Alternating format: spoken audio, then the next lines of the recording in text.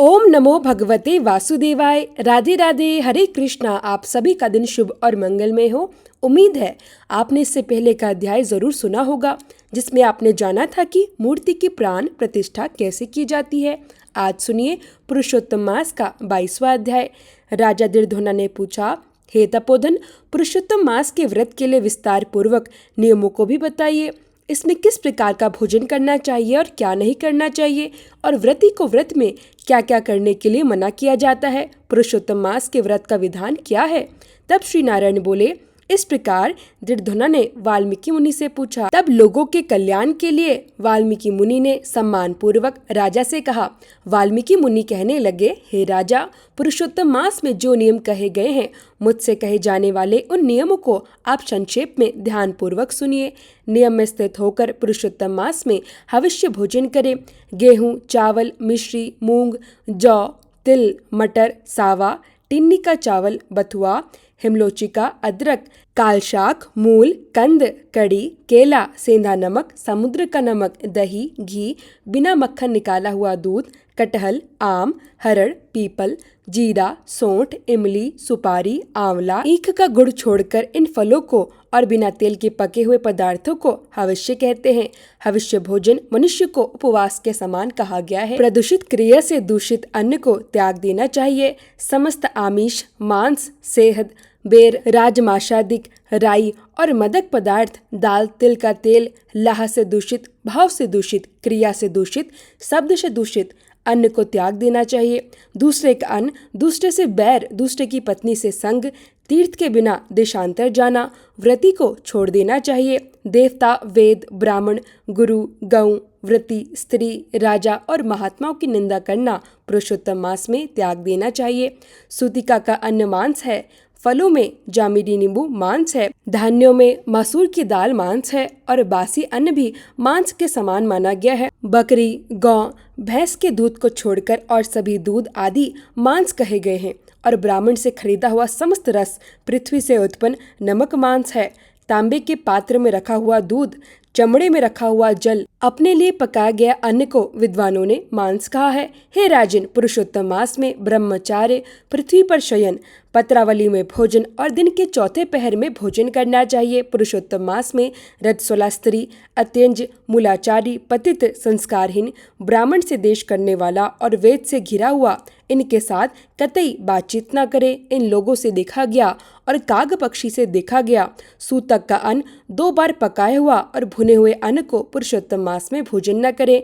प्याज, लहसुन, गाजर, नालिक, मूली, शिग्रू, इनको पुरुषोत्तम मास में त्याग देना चाहिए। व्रती इन पदार्थों को समस्त व्रत में हमेशा त्याग करे। श्री विष्णु भगवान के प्रेत्यर्थ अपनी शक्ति के अनुसार कचरा आदि व्रतों को धारण करे। कोहड़ा, कांठ, कालिका, लटजीरा, मूली, बेल, इंद्रिय, आंवला का फल, नारियल, अलाबू, परवल, बेर, बैगन, बली और जल में उत्पन्न होने वाले शाक, प्रतिपदा आदि तिथियों में कर्म से इन शाकों को त्याग करना चाहिए। गृहस्थ आश्रमी रविवार को आंवले का सदा ही त्याग करे, अर्थात रविवार के दिन कभी भी आंवले का सेवन न करे। पुरुषोत्तम भगवान की प्रसन्नता के लिए जिन जिन वस्तुओं का त्याग करे, उन वस्तुओं को सबसे पहले ब्राह्मण को देकर फिर हमेशा भोजन करे। व्रती कार्तिक और माघ मास में इन नियमों का भी पालन पूर्ण रूप से करे। हे राजन, व्रती नियम के बिना फलों को प्राप्त नहीं करता है। अगर शक्ति हो तो उपवास करके पुरुषोत्तम का व्रत करे, या फिर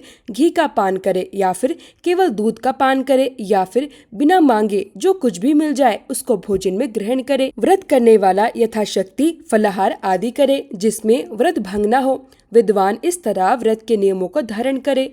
पवित्र दिन प्रातःकाल उठकर पूर्वांग की क्रिया करके भक्ति से श्री कृष्ण भगवान का हृदय में ध्यान करता हुआ नियम को ग्रहण करे। हे भूपति, उपवास, व्रत, नक्त व्रत और एक भूत, इनमें से एक का निश्चय करके इस व्रत को करे। पुरुषोत्तम मास में भक्ति से श्रीमद् भागवत का श्रवण करे तो उसे जो पुण्य प्राप्त होता है उसे ब्रह्मा जी भी कभी गिनने में समर्थ नहीं होंगे। श्री पुरुषोत्तम मास में लाख तुलसी दल से शालिग्राम जी का पूजन करे तो उसका अनंत पुण्य मिलता है। श्री पुरुषोत्तम मास में कथन अनुसार व्रत में स्थित व्रती को देखकर यमदूत सिंह को देखकर हाथी के समान भाग जाते हैं। हे राजन, यह पुरुषोत्तम मास व्रत 100 यज्ञों से भी श्रेष्ठ है, क्योंकि यज्ञ करने से स्वर्ग की प्राप्ति होती है और पुरुषोत्तम मास व्रत करने से भक्त गोलोक को प्राप्त होता है। जो पुरुष पुरुषोत्तम मास व्रत करता है उसके शरीर में पृथ्वी के जो समस्त तीर्थ और क्षेत्र हैं तथा संपूर्ण देवता हैं वह सब निवास करते हैं। श्री पुरुषोत्तम मास का व्रत करने से द्विस्वप्न, दरिद्रता और कायिक, वाचिक तथा मानसिक पाप ये सभी नष्ट हो जाते हैं।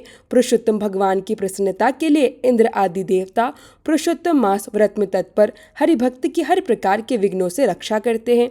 पुरुषोत्तम मास व्रत को करने वाले जिन जिन स्थानों में निवास करते हैं वहाँ उनके सामने कभी भी भूत, प्रेत, पिशाच आदि नहीं रहते। हे राजा, इस प्रकार जो विधि पूर्वक पुरुषोत्तम मास व्रत को करेगा उसे इस मास व्रत के फलों को यथार्थ रूप से कहने के लिए साक्षात शेषनाग भगवान भी समर्थ नहीं है। श्री नारायण बोले, जो पुरुषों में श्रेष्ठ पुरुष मन से अत्यंत आदर और श्रद्धा के साथ इस प्रिय पुरुषोत्तम मास व्रत को करता है वह पुरुषों में श्रेष्ठ और अत्यंत प्रिय होकर ऋषिकेश्वर पुरुषोत्तम भगवान के साथ गोलोक में आनंद प्राप्त करता है। जय श्री कृष्णा।